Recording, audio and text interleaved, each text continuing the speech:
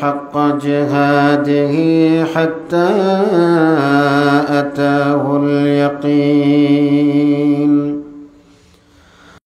فصلوات الله وسلامه عليه وعلى آله وصحبه وتابعيه ومن تبعهم بإحسان إلى يوم الدين أما بعد فأعوذ بالله من الشيطان الرجيم بسم الله الرحمن الرحيم إنما يعمر مساجد الله من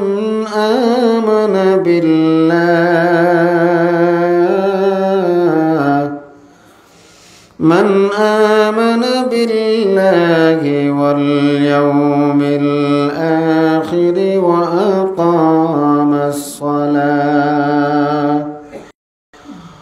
وأقام الصلاة وآتى الزكاة ولم يخش إلا الله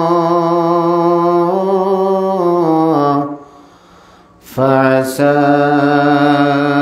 أولئك أن يكونوا من المهتدين صدق الله مولانا العظيم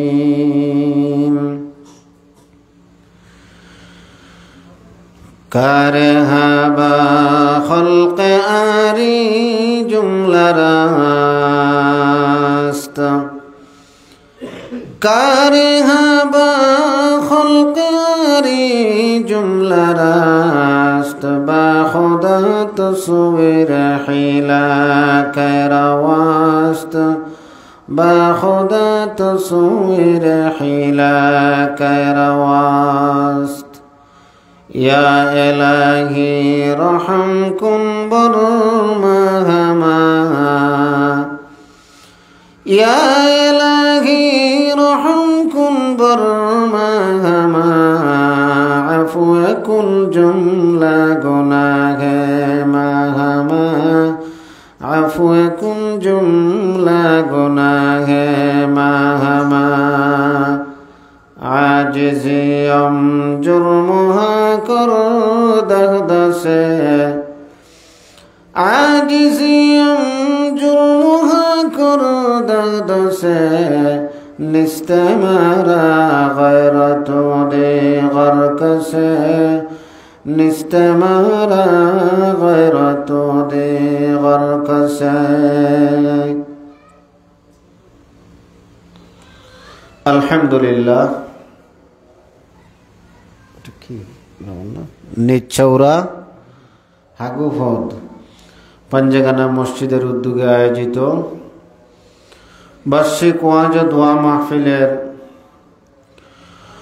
মহামান্য সভাপতি জাতির বিবেক হযরত উলামায়ে কেরাম কলিজার টুকরা সমবয়সী নওজোয়ান ভাইরা মুরব্বী বাবারা পর্দার আলে অবস্থানরত সম্মানিত শ্রদ্ধেয় মা ও বোনেরা আল্লাহ পাক রব্বুল আলামিনের দরবারে শুকরিয়া আদায় করি যিনি আমাদেরকে মাগরিবের নামাজের পরে পৃথিবীর মধ্যে শ্রেষ্ঠ জায়গা আল্লাহর ঘর মসজিদে বসে দিনী কথাবার্তা শোনার মতো সুযোগ করে দিয়েছেন, তৌফিক দিয়েছেন। শুকরিয়া আদায় করি আল্লাহ তাআলার দরবারে, উচ্চ স্বরে পাঠ করি আলহামদুলিল্লাহ। আল্লাহ তাআলার দয়া ছাড়া কোনো মানুষে নেকির কাজ করতে পারে না। আল্লাহ তাআলার দয়া ছাড়া গুনাহের কাজ থেকে বাঁচতেও পারে না। আল্লাহ তাআলার নিশ্চয় দয়া হয়েছে আমাদের উপর, এই জন্যই আমরা সওয়াবের কাজে, ভালো কাজে অংশগ্রহণ করতে পেরেছি। আবারও শুকরিয়া আদায় করি আলহামদুলিল্লাহ। আমার আলোচনার শেষ সময় পর্যন্ত আপনারা সবাই বসতে রাজি আছেন তো ইনশাআল্লাহ? শ্রোতা মণ্ডলী যদি না থাকেন, বক্তা কাকে ওয়াজ শোনাবে? এজন্য আহ্বান করব, যারা আশেপাশে আছেন সবাই আল্লাহর ঘরে চলে আসি। একটি কথাও যদি মেনে আমল করতে পারি, জীবন বদলে দেওয়ার জন্য যথেষ্ট হয়ে যাবে। বলেন ঠিক কি না? আমি আপনাদের সম্মুখে কালামুল্লাহ শরীফের সূরাতুত তাওবা থেকে একখানা আয়াত তিলাওয়াত করেছি।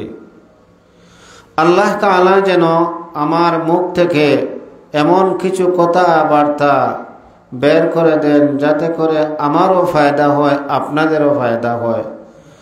আমরা সবাই যেন আমলের নিয়তে বলতে পারি এবং শুনতে পারি, এই তৌফিকটুকু যেন আল্লাহ দান করেন। সবাই বলে আমিন। আল্লাহ পাক রব্বুল আলামিন মানুষ জাতিকে সৃষ্টি করেছে তার দাসত্বের জন্য। কার দাসত্বের জন্য? আল্লাহর দাসত্বের জন্য। সবাই আমার সাথে একটু কথা বলবেন। হ্যাঁ না, ঠিক ঠিক না না বললে আমি বুঝবো আপনারা আমার কথা বুঝেন না। এই জন্য একটু হ্যাঁ না ঠিক ঠিক বলবেন। আমরা কার গোলামি করব? আল্লাহ। আমাদেরকে আল্লাহ কি জন্য সৃষ্টি করেছেন? তার গোলামের জন্য সৃষ্টি করেছেন। আল্লাহ তাআলার গোলামের জন্য আমাদেরকে আল্লাহ বানাইছেন। আমরা যদি আল্লাহ তাআলার গোলামি করি, আল্লাহ তাআলার কোনো ফায়দা হবে না, আল্লাহ তাআলার কোনো উপকার হবে না, আমাদের নিজেরই উপকার হবে। বলেন সুবহানাল্লাহ। আমরা যদি এমন কি পৃথিবীর সকল মানব যদি আল্লাহ তাআলার গোলামি ছেড়ে দেয়, আল্লাহর গোলামি করে না, আল্লাহ তাআলার কোনো ক্ষতি হবে না। ক্ষতি হবে যারা গোলামি ছাড়ছে তাদের। বলেন ঠিক কিনা? আল্লাহ তাআলা সূরাতুজ জারিয়াতে উল্লেখ করেন, ওয়ামা খালাকাতুল জিন্না ওয়াল ইনসা ইল্লা লিয়াবুদুন।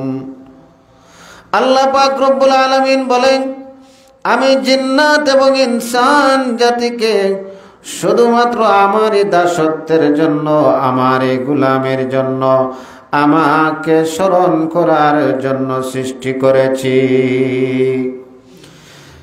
এই আয়াতের শেষে লিয়াবুদুন, লিয়াবুদুনের ব্যাখ্যায় মুফাসসিরিনে কেরাম বলেন লিয়াবুদুন আলিয়ানফাউন। লিয়ানফাউন অর্থ হচ্ছে যে সকল বান্দারা আল্লাহর গোলামি করবে, আল্লাহ তো বানিয়েছে তার গোলামির জন্য, যারা আল্লাহর গোলামি করবে তারাই উপকৃত হবে। বলেন না সুবহানাল্লাহ। লিয়াবুদুন আলিয়ানফাউন। অন্য ব্যাখ্যায় মুফাসসিরিনে কেরাম বলেন লিয়াবুদুন আলিয়ারিফুন। যেই সকল বান্দা বান্দিরা, যে সকল বান্দা বান্দিরা আল্লাহর গোলামি করবে, আল্লাহ তাআলার মারিফত তাদের হাসিল হবে।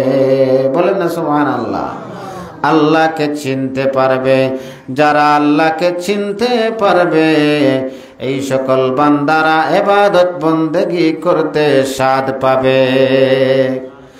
আর যাদের অন্তরে আল্লাহর ইবাদতের স্বাদ তৈরি হয়ে যায়, আল্লাহর ইবাদতের মজা তৈরি হয়ে যায়, এই সকল বান্দা বান্দিরা যতই ইবাদত করুক না কেন স্বাদ বাড়তে থাকবে। যখন বান্দা রুকুতে যাবে, রুকু থেকে উঠতে চাইবে না। যখন বান্দা সিজদায় যাবে, আল্লাহর সাথে কথা বলতে, সিজদা দিতে মজা পায়, শান্তি পায়, আরাম পায়। এই জন্য বান্দা সিজদা থেকে মাথা তুলতে চাইবে না। সুবহানাল্লাহ। এজন্য আল্লাহ তাআলা বান্দাকে বানিয়েছে তার দাসত্বের জন্য। দাসত্ব করলে ফায়দা কার? আমাদের। কার ফায়দা? আমাদের। যদি আমরা গোলামি না করি ক্ষতি কার? আমাদেরই। ইবাদত করলেও আমাদের ফায়দা, না করলেও আমাদের ক্ষতি।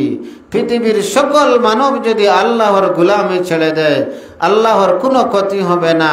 সবাই যদি একত্র হয়ে আল্লাহর গোলামি করে, আল্লাহর কোনো ফায়দাও হবে না। ফায়দাও আমাদের, ক্ষতিও আমাদের।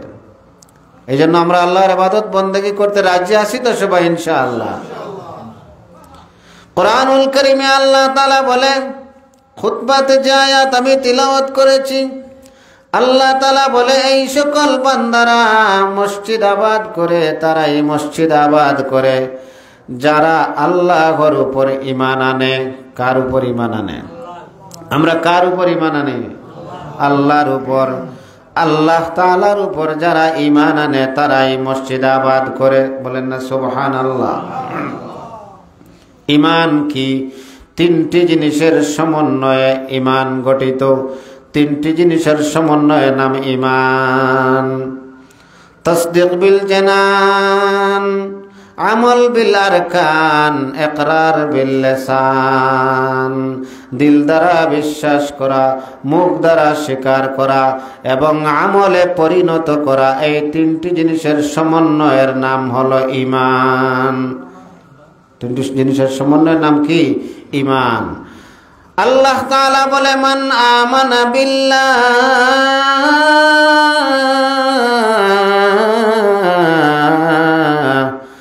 মসজিদ তারাই আবাদ করে যারা আল্লাহর উপর ঈমান আনে, আল্লাহর উপর বিশ্বাস রাখে। ওয়াল ইয়াউমিল আখির, আল্লাহ তাআলা বলে এবং যারা আখিরাতের দিনের উপর বিশ্বাস রাখে। আমরা আখিরাতের দিনের উপর বিশ্বাস রাখি কি রাখি না? আখিরাত বলে একদিন আসে না নাই? কিয়ামত একদিন হবে বলে আমরা বিশ্বাস করি তো। যারা বিশ্বাস করে না তারা ঈমানদার নয়। তারা কি ঈমানদার? কোরআনে অকাট্য প্রমাণ দলিল কিতাই দ্বারা যে সকল বিষয় সাবিত আছে, এগুলা যদি কোনো মানুষ অস্বীকার করে তার ঈমান থাকে না। কিয়ামত তো আছে, আমরা সবাই জানি, এটা বিশ্বাসও করি। আল্লাহ বলে মসজিদ তারাই আবাদ করে যারা আল্লাহর উপর বিশ্বাস রাখে এবং কিয়ামতের দিনের উপর বিশ্বাস রাখে। যারা কিয়ামতের দিনকে বিশ্বাস করে না তারা তো ঈমানদার হতে পারে না। তারা কি? বেঈমান। আল্লাহ তাআলা বলে, মান আমানা বিল্লাহ ওয়াল ইয়াউমিল আখির, আল্লাহর উপর ঈমান আনে এবং কিয়ামতের দিবসের উপর বিশ্বাস করে। ওয়া আকামাস সালাহ, এবং নামাজ প্রতিষ্ঠা করে। কি প্রতিষ্ঠা করে? নামাজ প্রতিষ্ঠা করে। নামাজ পড়ে বলা হয় নাই, প্রতিষ্ঠার কথা বলা হয়েছে। একামতে সালাত, কোরআনুল কারীমে যত জায়গায় নামাজের কথা আসছে সকল জায়গায় একামতের কথা আসছে। কিসের কথা? একামতের কথা। আদ্দুস সালাহ এভাবে বলা হয় নাই। আকিমুস সালাহ, আকিমিস সালাহ এইভাবে বলা হয়েছে। তার মানে কি? একামত কি এটাকে বুঝতে হবে। একামত হচ্ছে, একামতের শাব্দিক অর্থ হচ্ছে প্রতিষ্ঠা করা। পরিভাষায় একামত বলা হয় নামাজের যত হুকুম আছে, নামাজের যত ফরজ আছে, নামাজের যত ওয়াজিব আছে, নামাজের যত সুন্নাত আছে, নামাজের যত মুস্তাহাব্বাত আছে, এই সকলগুলো খুশু খুজুর সাথে আদায়ের নাম হচ্ছে একামতে সালাহ। এটাকে কি বলা হয়? একামতে সালাত বলা হয়। এখন যদি কোনো মানুষ নামাজ পড়ে, নামাজের ফরজ আদায় করে, ওয়াজিব আদায় করে, সুন্নত আদায় করে না, একামতে সালাত হয় নাই। মুস্তাহাব্বাত আদায় না করলে একামতে সালাত হয় নাই। রুকু সিজদা ঠিক মতো না দিলে একামতে সালাত হয় নাই। বৈঠক যদি ঠিক মতো করে না, একামতে সালাত হয় নাই। একামতে সালাত হলো সবগুলো একত্রে ঠিকঠাক মতো আদায় করা, তাকে বলা হয় কি? একামতে সালাত। আল্লাহ বলছেন ওয়া আকামাস সালাত, যারা নামাজ প্রতিষ্ঠা করে, নামাজ যারা প্রতিষ্ঠা করে তারাই মসজিদ আবাদ করে। সুবহানাল্লাহ বলবেন না? আমরা তো নামাজ প্রতিষ্ঠা করেছি, এই জন্যে আমরা মসজিদকে আবাদও করেছি। নামাজ প্রতিষ্ঠা করব আমরা ইনশাআল্লাহ। নামাজ এমন একটি ইবাদত, এই ইবাদতের মতো এত গুরুত্বপূর্ণ ইম্পর্টেন্ট ইবাদত আর হতে পারে না। নামাজ যে শুধু আমাদের নবীর উপর ফরজ, আমাদের উপর ফরজ, আমার নবীর উম্মতের উপর ফরজ তা নয়। নামাজ এমন একটি ইবাদত যা অনেক আম্বিয়া কেরাম, প্রায় নবীগণের উপর ফরজ ছিল। বলেন না একবার সুবহানাল্লাহ। আসসালাতু ফরিযাতুন মুশতারিকাতুন বাইনান নাবিয়িন, অন্যান্য নবীগণের উপরও নামাজ ফরজ ছিল, উম্মতের উপর নামাজ ফরজ ছিল। হয়তো তরিকা ভিন্ন ছিল, সিস্টেম ভিন্ন ছিল, কিন্তু নামাজ ফরজ ছিল। সবাই জুড়ে জুড়ে বলি সুবহানাল্লাহ। আমাদের উপর হয়তো 5 ওয়াক্ত ফরজ, অন্যান্য নবীর উম্মতের উপর ফরজ ছিল, হয়তো তরিকা ভিন্ন ছিল, কিন্তু নামাজ ছিল। কোরআনুল কারীমে সূরাতুল আম্বিয়া আল্লাহ তাআলা উল্লেখ করেন وأوحينا إليهم فعل الخيرات وإقام الصلاة। আল্লাহ তাআলা ইয়াকুব আলাইহিস সালাতু ওয়াস সালাম এবং লূত আলাইহিস সালাতু ওয়াস সালাম এবং ইসমাঈল আলাইহিস সালাতু ওয়াস সালাম এবং ইব্রাহিম আলাইহিস সালাতু ওয়াস সালামের উপর ওহী নাজিল করেছেন এবং বলেছেন সৎ কাজের আদেশ করতে, সৎ কাজের কথা বলেছেন এবং নামাজ প্রতিষ্ঠার কথা বলেছেন। বলেন সুবহানাল্লাহ। ফি'লাল খায়রাত ওয়া ইকামাস সালাত। ইব্রাহিম আলাইহিস সালাতু ওয়াস সালাম যখন আল্লাহ তাআলার কাছে দোয়া করতেন, কি বলে দোয়া করতেন? ওয়াহিয়া দাওয়াতু আবিনা ইব্রাহিম আলাইহিস সালাতু ওয়াস সালাম হিনা দাআ রাব্বাহু বিকাওলিহি রাব্বি ইজআলনি মুকিমাস সালাতি ওয়া মিন যুররিয়্যাতি রব্বানা ওয়া তাকাব্বাল দুআ। ইব্রাহিম আলাইহিস সালাম আল্লাহ তাআলার দরবারে দোয়া করতেন, হে আল্লাহ আমাকে নামাজ প্রতিষ্ঠাকারী বানাও, ওয়া মিন যুররিয়্যাতি আমার সন্তানদেরকেও নামাজ প্রতিষ্ঠাকারী বানাও, রব্বানা ওয়া তাকাব্বাল দুআ। হে আল্লাহ আমার দোয়া কবুল করো।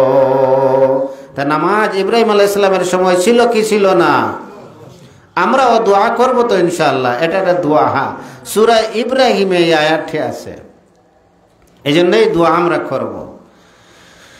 ঈসা আলাইহিস সালাতু ওয়াস সালামের সময় ভাবে নামাজের কথা আল্লাহ বলেছেন।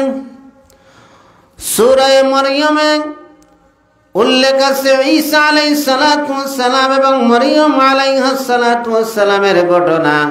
মরিয়ম আলাইহিস সালাতু ওয়াস সালামের ঘরে যখন ঈসা আলাইহিস সালামের জন্ম হলো, তখন খ্রিস্টানরা ঈসা আলাইহিস সালাতু ওয়াস সালামকে আল্লাহর বেটা বলে কথা বলল। প্রথমে মরিয়ম আলাইহাস সালাতু ওয়াস সালামকে তারা খারাপ মহিলা বলে সম্বোধন করেছিল। তখন মরিয়ম আলাইহাস সালাতু ওয়াস সালাম তার ছেলের দিকে ইশারা দিলেন, দিয়ে বললেন তার সাথে কথা বলো। সবাই বলে সুবহানাল্লাহ।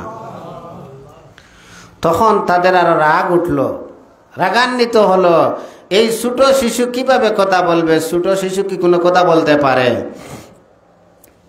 কিন্তু আল্লাহ তাআলা যদি চায় তাহলে কথা বলতে পারে কি পারে না? পারে। এভাবে নজির অনেক আছে না নাই? মরিয়ম আলাইহিস সালাতু ওয়াস সালাম সন্তানের দিকে ইশারা দিলেন, ফাআশারাত ইলাইহি। মরিয়ম আলাইহিস সালাতু ওয়াস সালাম আলো কাইফা নুকাল্লিমু মান কানা ফিল মাহদি সাবিয়া। এই ছোট শিশু মাত্র জন্মগ্রহণ করেছে, সে কিভাবে কথা বলবে? তখন ঈসা আলাইহিস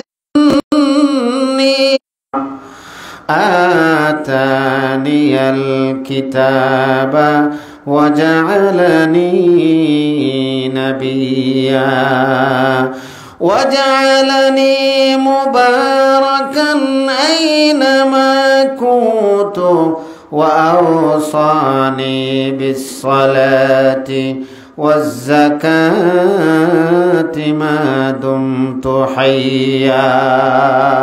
সবাই বলেন না আল্লাহু আকবার। ঈসা আলাইহিস সালাতু ওয়াস সালাম বলে উঠলেন, ক্বালা ইন্নী আবদুল্লাহ, আমি আল্লাহ তাআলার বান্দা। আতানিয়াল কিতাবা ওয়া জাআলানি নাবিয়্যা, আল্লাহ আমাকে কিতাব দিয়েছেন এবং নবী বানিয়েছে। সবাই বলে সুবহানাল্লাহ। ওয়া জাআলানি মুবারাকান আইনামা কুনতু, আমি যেখানেই থাকি এখানে বরকতময় করে দিয়েছেন আল্লাহ। বলেন সুবহানাল্লাহ। ওয়া আওসানি, এটাই হলো মেন কথা।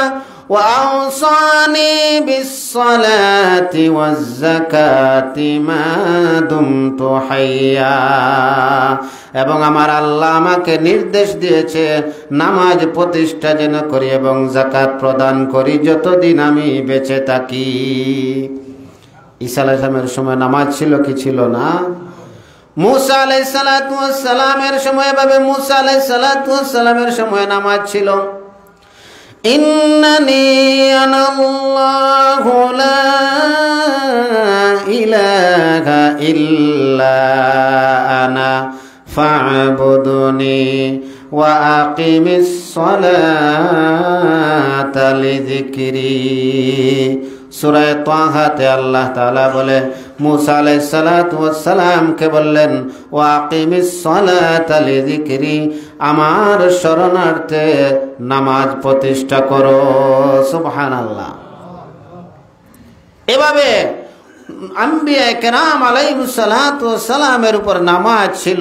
শুধু আমাদের উপর নামাজ তা নয়, আল্লাহ তাআলা আমাদের নবীকে বলেছেন, সূরা তাহার শেষ দিকে আছে 16 নম্বর পারার লাস্ট পৃষ্ঠায়, ওয়া'মুর আহলাকা বিস-সালাতি ওয়াসতাবির আলাইহা লা নাসআলুকা রিজকা নাহনু নারযুকুকা ওয়াল আকিবাতু লিত-তাকওয়া। আল্লাহ তাআলা বলে, ওয়া'মুর আহলাকা বিস-সালাত, হে নবী আপনার আহলকে, পরিবার পরিজনদেরকে নামাজের আদেশ দিন। ওয়াসতাবির আলাইহা, এবং নিজেও নামাজ পড়ুন, নিজেও নামাজের উপর একদম নামাজ পড়ুন। লা নাসআলুকা রিজকা, আল্লাহ তাআলা বলে আমি তোমাদের কাছে রিজিক চাই না, তোমার কাছে রিজিক চাই না। রিজিক একমাত্র ব্যবস্থা করে দেনেওয়ালাকে আল্লাহ। আমাদের নবীকেও নামাজের কথা, এভাবে নেককার বান্দাদের ব্যাপারে আল্লাহ তাআলা নামাজের কথা বলেছে, যা সূরা আরাফে বর্ণিত 173 নম্বর আয়াত। والذين يمسكون بالكتاب وأقاموا الصلاة إنا لا نضيع أجر المصلحين। বলতেছিলাম যে নামাজ শুধু আমাদের উপর ফরজ না, অন্যান্য নবীগণের উপরও ফরজ ছিল, আগেও ছিল। এই জন্য এই নামাজ এটা স্বাভাবিক ইবাদত না অত্যন্ত গুরুত্বপূর্ণ ইবাদত? বলেন সবাই। অনেক গুরুত্বপূর্ণ ইবাদত। এই জন্য আল্লাহ তাআলা বলেছে, যারা আল্লাহর উপর বিশ্বাস রাখে, আল্লাহর উপর ঈমান আনে এবং কিয়ামতের দিনের উপর বিশ্বাস রাখে এবং নামাজ প্রতিষ্ঠা করে। সুবহানাল্লাহ বলেন। নামাজ প্রতিষ্ঠা করতে সবাই তোমরা রাজি আছি ইনশাআল্লাহ? শুধু নামাজ পড়লে যে একজন জান্নাতে যাবে তা নয়। নামাজ দ্বারা জান্নাতে যেতে পারবে কি না পারবে এ ব্যাপারে নামাজি 5 ধরনের। কয় প্রকারের নামাজি? সবাই বলেন আমার সাথে, নামাজি কয় প্রকারের? 5 প্রকারের নামাজি। 5 প্রকারের নামাজি আমি বলবো, আপনারা হিসাব করে দেখবেন এই 5 প্রকারের নামাজির কোন প্রকারের নামাজি আপনারা। যে প্রকারের নামাজ দ্বারা জান্নাতে যাওয়া যায় না, এই ধরনের নামাজ আমরা হতে চাই না ইনশাআল্লাহ। 5 প্রকারের নামাজি। প্রথম প্রকার নামাজি হচ্ছে যারা নামাজ পড়ে আবার জাহান্নামে যাবে। বলেন না নাউজুবিল্লাহ। এটা আবার কোন ধরনের কথা? নামাজ পড়লে তো জান্নাতে যাওয়া যায়, এখন দেখা যায় নামাজ পড়েও তারা জাহান্নামে যাবে। এরা কোন ধরনের নামাজি? এরা হলো এক ওয়াক্ত নামাজ পড়ে আর এক ওয়াক্ত পড়ে না। বলেন, যে ওয়াক্ত নামাজ পড়লো না তার কারণে সে জান্নাতে যাবে নাকি জাহান্নামে যাবে? তাহলে এই নামাজি নামাজ পড়েও জান্নাতি না জাহান্নামী? জাহান্নামী। আমরা এই দলে থাকতে চাই না। এই জন্য আমরা 5 ওয়াক্ত নামাজ পড়ব। কোরআনুল কারীমে নামাজের কথা বলা হয়েছে, যদিও নামাজের কথা বলা হয়েছে, আমরা 5 ওয়াক্ত নামাজ কখনো ছাড়ব না। আল্লাহর হাবিব নামাজ শিক্ষা দিয়েছেন, সময়ও 5 ওয়াক্ত বাতলিয়ে দিয়েছেন। এই জন্য আমরা নামাজ কখনো মিস্টেক করতে পারবো না। যদি এক ওয়াক্ত নামাজ পড়ি আর এক ওয়াক্ত পড়ি না, নামাজ পড়েও জাহান্নামে যাওয়া লাগবে। ঠিক কি না? হাদিসের রাসূলুল্লাহ সাল্লাল্লাহু আলাইহি ওয়াসাল্লাম বলেন, সহিহ মুসলিমের হাদিস, মান তারাকাস সালাতা মাকতুবাতান মুতাআম্মিদান মিন গায়রি উযরিন ফাকাদ বারিয়াত মিনহু জিম্মাতুল্লাহ। আল্লাহর হাবিব বলেন, যে ব্যক্তি এক ওয়াক্ত ফরজ নামাজ ইচ্ছা করে কোনো উজর ছাড়া যদি কাজা করে মিস করে, আল্লাহর হাবিব বলেন সে আল্লাহর জিম্মায় থাকে না। বলেন নাউজুবিল্লাহ। অন্য হাদিসও আছে, সে 80 হুকবা জাহান্নামে জ্বলবে। নাউজুবিল্লাহ। তাহলে নামাজ পড়েও এই প্রকার নামাজি জাহান্নামে যাবে নাকি জান্নাতে যাবে? জাহান্নামে যাবে। এজন্য আমরা এই ধরনের নামাজি হতে চাই না। গেল এক প্রকারের নামাজি। দ্বিতীয় প্রকারের নামাজি, নামাজ পড়েও জাহান্নামে যাবে। নামাজ পড়েও জাহান্নামে যাবে। ওরা কোন ধরনের নামাজি? যারা নামাজে দাঁড়ানোর পর তাদের মন নামাজে থাকে না, অন্যদিকে চলে যায়, আর নামাজের শেষ পর্যন্ত মনটা ফিরাইয়া আনতে পারে না।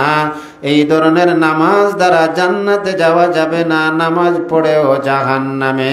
বলেন নাউজুবিল্লাহ। এই ধরনের নামাজে আমরা থাকবো না। আল্লাহ তাআলা সূরাতুল মাউনে একদম লাস্টের পারায় যে মাউন সূরা, সবাই আমরা প্রায় মুখস্থ আছে, যে সূরাতে আল্লাহ তাআলা বলে যে যারা নামাজে উদাসীনতার কথা বলা হয়েছে। আল্লাহ তাআলা বলে, আরাআইতাল্লাযী ইউকাযযিবু বিদ্দীন ফাযালিকাল্লাযী ইয়াদউল ইয়াতীম ওয়ালা ইয়াহুদ্দু আলা তাআমিল মিসকিন ফাওয়াইলুল লিল মুসাল্লিন। আল্লাহ বলে, ফাওয়াইলুল লিল মুসাল্লিন আল্লাযীনা হুম আন সালাতিহিম সাহুন। এই সকল নামাজীদের উপর অভিশাপ যারা তাদের নামাজের ব্যাপারে উদাসীন। বলেন নাউজুবিল্লাহ। উদাসীন বলতে কি? সে নামাজ পড়ে তার নিজের কোনো খবর নাই। কিভাবে নামাজ পড়ে? সে নামাজ পড়ে চাউরা মসজিদে, অথচ তার মন পড়ে আছে কানাইঘাট বাজারে, নামাজ পড়ছে চৌরার মসজিদে, মন পড়ে আছে সুরাইঘাটের বাজারে, নামাজ পড়ে মসজিদে, মন পড়ে আছে চতুল বাজারে, নামাজ পড়ে মসজিদে, মন পড়ে আছে বন্দে, নামাজ পড়ে মসজিদে, মন পড়ে আছে ঘরে, আছে না নাই? দোকানের হিসাব করে না নাই? নামাজে আসার পর শয়তান মানুষের দিলে বিভিন্ন ধরনের কুমন্ত্রণা হাজির করে, মানুষের মনকে নামাজ থেকে গাফিল করে জাহান্নামী বানাতে চায়। বলে নাউজুবিল্লাহ। এই জন্য দ্বিতীয় প্রকার নামাজি হলো যারা নামাজ শুরু করার পরে মন অন্যদিকে চলে যায় আর নামাজের শেষ পর্যন্ত তার মনকে জাগায় আনতে পারে না। এই ধরনের নামাজ দ্বারা জান্নাতে যাওয়া যাবে না, জাহান্নামে যাবে। বলে নাউজুবিল্লাহ। উদাহরণস্বরূপ বলতে অনেক সময় আমাদের এরকম হয়, অনেক সময় আমাদের এরকম হয় কি হয় না, দেখবেন নামাজ শুরু করার পর আপনার দিলে এমন আজগুবি জিনিসও স্মরণ হয় যেগুলা নামাজের আগেও স্মরণ হয় না। আছে না নাই? নামাজের আগেও স্মরণ হয় না, পরেও স্মরণ হয় না, নামাজ শুরু করার পর স্মরণ হয়ে যায়। ইমাম আবু হানিফা রহমতুল্লাহি তাআলা আলাইহির কাছে এক ব্যক্তি আসিয়া বলল, সাহেব, আমি তো এক জায়গায় টাকা রাখছিলাম, এই টাকাগুলো আমি তালাশ করে পাই না, কোথায় রাখছি? বর্তমান সময় তো ব্যাংক আছে, বিভিন্ন ব্যাংক আছে, ব্যাংকে মানুষ টাকা রাখে। আগেকার যুগে এই ধরনের তো সুযোগ সুবিধা ছিল না। মানুষ মাটির নিচে গর্ত করে এখানে টাকা রাখতো, বিভিন্ন মূল্যবান জিনিস রাখতো। তো এই মূল্যবান জিনিস রাখছে, টাকা রাখছে, কোথায় রাখছে এটা সে ভুলে গেছে, স্মরণে নাই। ইমাম আবু হানিফা রাহমাতুল্লাহি তাআলার কাছে সে জিজ্ঞাসা করল, আমাকে কি আমল বাতায় দেন, আমাকে একটা নিয়ম বাতায় দেন যে আমল করলে আমার এই মালগুলো পাবো, কোথায় রাখছি আমি তো ভুলে গেছি। ইমাম আবু হানিফা রহমতুল্লাহি তাআলা বলেন, তুমি ভালো করে ওযু করে নামাজে দাঁড়িয়ে যাও, 2 রাকাত নামাজ পড়ো, দেখবে তোমার মালের সন্ধান মিলে যাবে। সে বলল, আমি আপনার কাছে আসলাম ঔষধ নিতে, আপনি আমাকে নামাজের কথা বলেন, এটা কেমন? ইমাম আবু হানিফা বললেন, যাও তুমি এই কাজ করো, দেখবে কিভাবে পাও। যখন সে নামাজে দাঁড়িয়েছে, সুন্দর করে ওযু করে নামাজে যখন দাঁড়িয়েছে, সূরা ফাতিহা পাঠ করছে, তখন শয়তান এসে তাকে বলে, এই যে রাখছিল অমুক জায়গায়। যখন নামাজে শুধু দাঁড়াইছে সূরা ফাতিহা পাঠ করে, তখনই শয়তান তাকে এনে স্মরণ করাই দিছে টাকা কোথায় রাখছে। তাহলে নামাজে আসার পর শয়তান আমাদেরকে বিভিন্ন জিনিস জানায় দেয় কি দেয় না? বিভিন্ন জিনিস দিলে আনে কি আনে না? এমনও হয় মানুষ নামাজে দাঁড়ায় কিন্তু ইমাম সাহেবের সাথে ঠিকই তার বডি আছে, মন বিলকুল নাই। ইমাম সাহেব সালাম ফিরায়, হঠাৎ দেখে যে ইমাম সাহেব তো সালাম ফিরাইছে, সে লোকেই নাই। আছে না নাই? এভাবে একদিন মসজিদে এশার নামাজে ইমাম সাহেব খুবই খুশু খুজুর সাথে নামাজ পড়াইছে।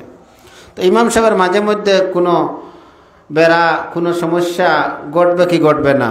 উনি তো মানুষ না ফেরেশতা। আমরা তো ইমাম সাহেবের কোনো ভুল হলে, কোনো সমস্যা হলে খুব বেশি দেখি। বলেন, আপনারা হয়তো দেখেন না, আমার কথায় কষ্ট পাবেন না। সাধারণত সমাজের অবস্থা বলছি যে ইমাম সাহেবের যদি সামান্য কিছু হয়, এটাকে অনেক বড় আকারে মানুষ দেখে। বলেন ঠিক কি না? সে ফরজ নামাজটাও পড়ে না, কিন্তু ইমাম সাহেব যদি কোনো মোবাহ কাজ করে, যেই কাজ করলে না কোনো গুনাহ আছে না কোনো সওয়াব আছে, এই বিষয়টা নিয়েও মানুষ মন্তব্য করে সমাজে। বলেন ঠিক কি না? আর যদি ইমাম সাহেবের কোনোদিন মসজিদে নামাজে বেড়া লাগি যায়, তাহলে তো আর উপায় নেই।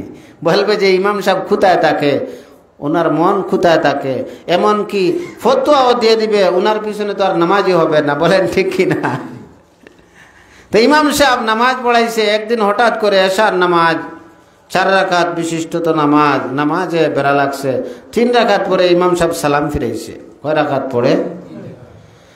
কিন্তু উনার সন্দেহ লাগছে যে আমি 4 রাকাত পড়লাম নাকি 3 রাকাত পড়লাম। যখন সালাম ফিরানোর পর মুসল্লিরা কেউ বলছে যে হুজুর নামাজ তো 3